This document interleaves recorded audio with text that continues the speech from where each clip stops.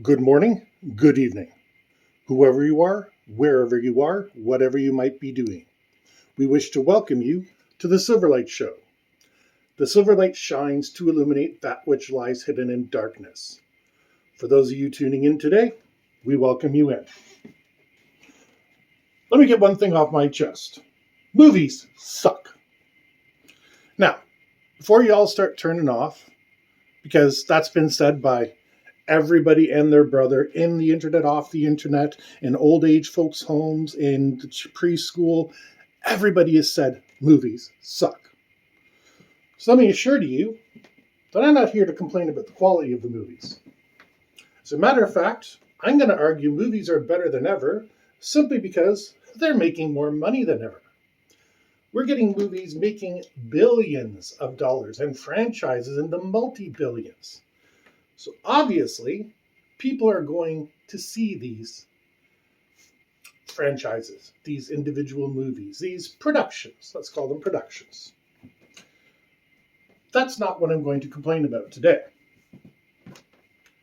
What I'm going to complain about is the entire movie-going experience and why I think the big studios are moving towards streaming. Let's go to a movie theater. Okay.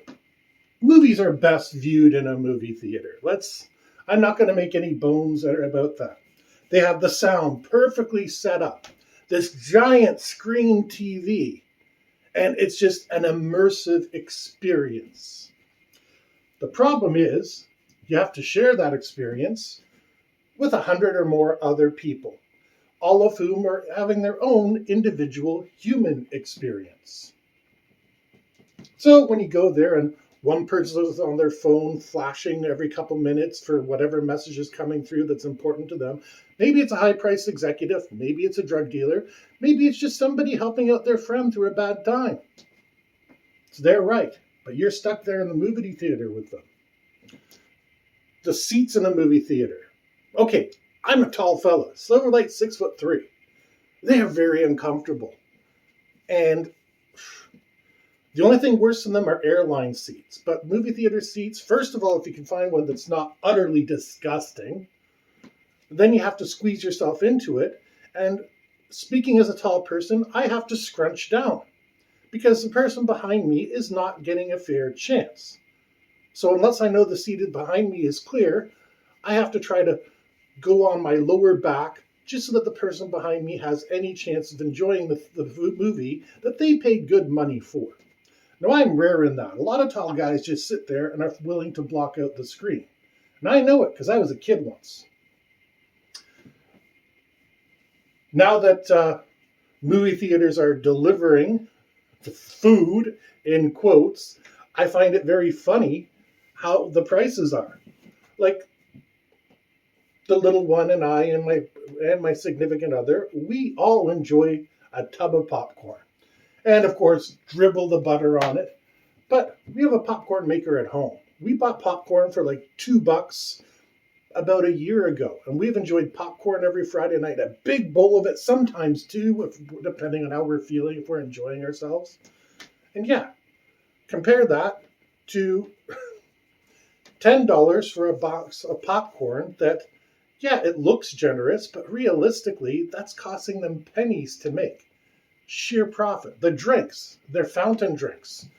And I don't blame movie theaters for this, but the quality of those fountain drinks is very erratic. Some places you go to, you get like a tub full of water. And other places you go to, you get this thick, syrupy sludge that's just doesn't Coke or Pepsi or any of these companies give them a guideline, dilute this much syrup to this much water? Or if not, are they doing this on purpose? A bar of candy that you can get in the dollar store is like $5. And the hot dogs, oh my God, I hope those are the same ones Costco uses because I don't know. I've never been a hot dog guy, but I don't go to a movie theater to eat. I go there for a snack. And to be honest, I haven't been to a movie theater since before the pandemic because I don't like it.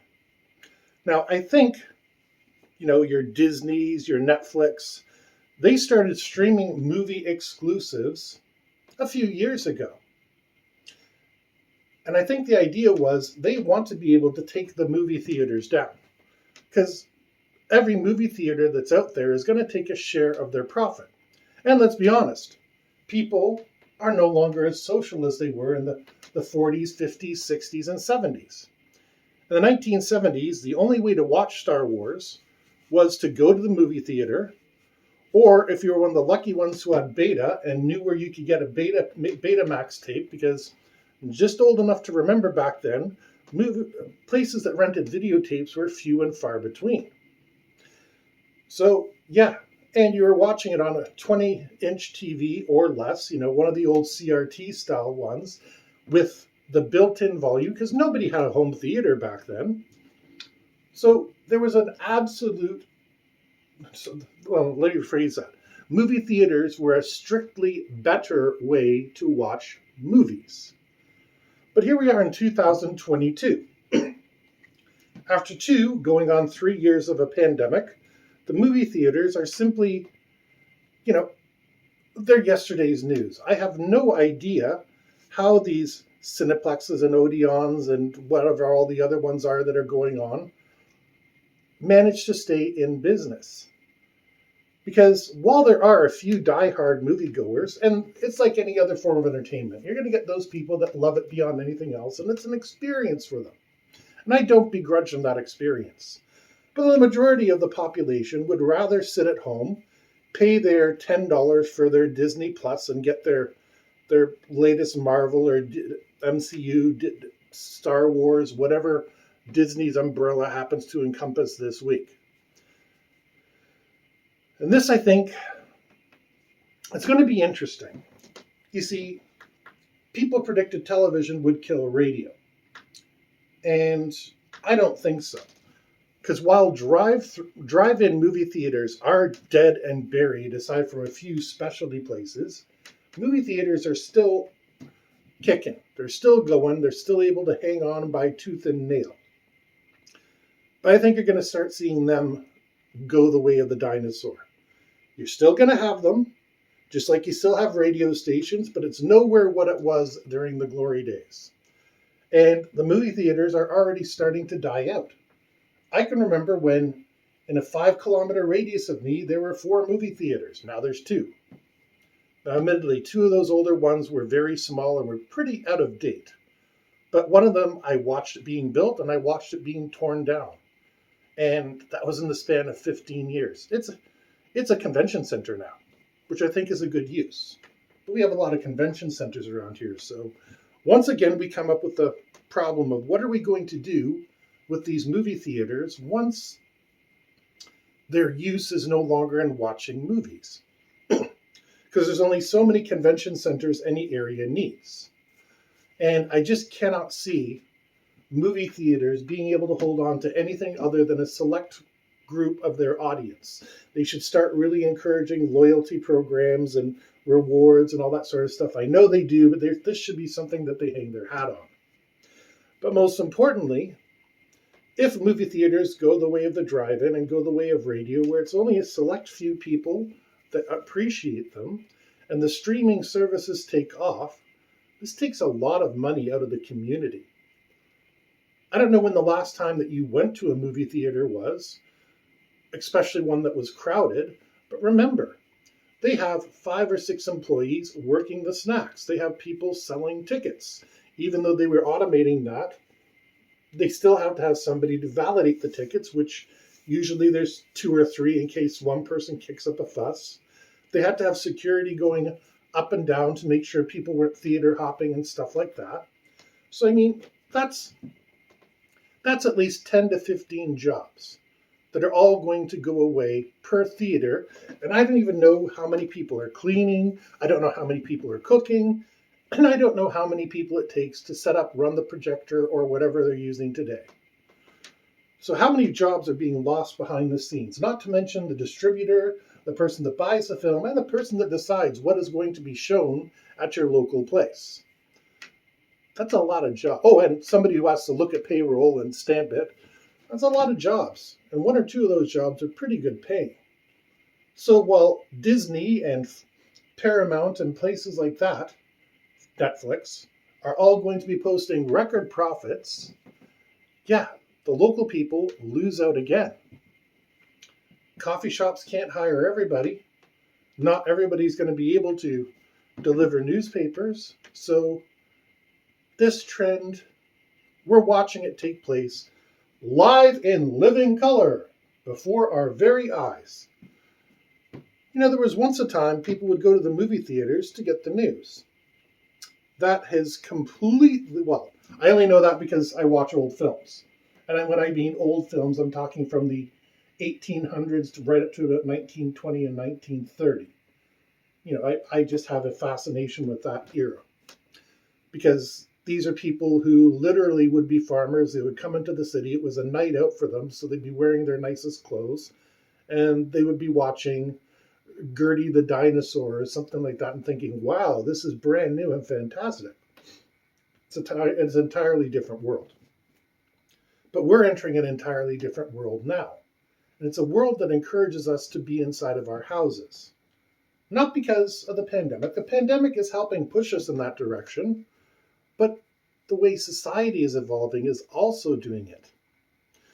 What worries me is, whereas I can walk out with my front porch and I can hang out with an Italian fella, I can hang out with a Jamaican lady, you know, a Pakistani gentleman, all of whom are wonderful, a lot of people will just stick in their houses. And that's where I think this hate is coming from.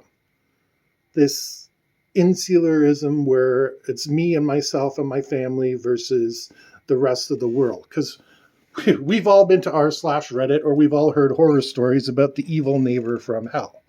And there's a lot of them. Matter of fact, my parents have one. But I'm lucky enough not to have one at the present time. Touch wood. That was wood. And yeah, people retreating into their homes is bad for the economy. It's bad for the social structure. You know what? It's only benefiting the upper elites. We'd be best to remember that.